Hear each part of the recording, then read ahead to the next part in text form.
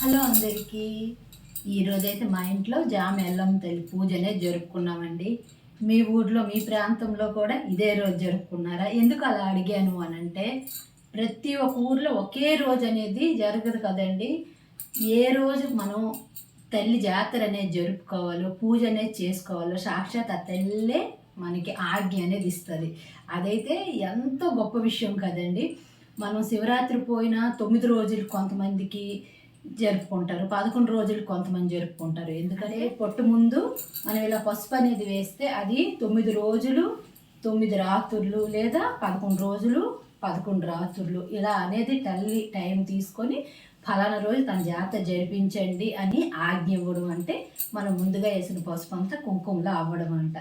అది అయితే తల్లి అదే రోజు తన జాతర జరిపించమని మనకి ఆజ్ఞ ఇవ్వడం. అప్పుడు ఊరంతా దండోర అనేది వేస్తారు. ఇంకా మా ఊర్లో అయితే 11 రోజులకండి, అంటే పలాస చాలా పెద్ద యాత్ర అనేది అవుతుంది.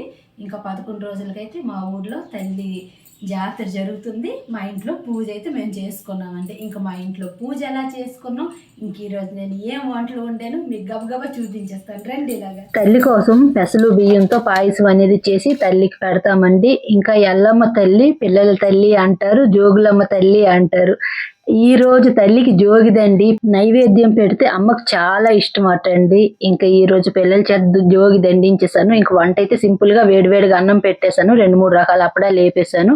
ఇంకా మెంతాకు పప్పు చేసేసాను, పన్నీర్ మొక్క ఉంటే కాబూలి కొద్దిగా తోటి కర్రీ అనేది ప్రిపేర్ చేసేసాను. ఇదేనండి ఈ రోజు మా ఇంట్లో సింపుల్ అండ్ టేస్టీ లంచ్ అండి.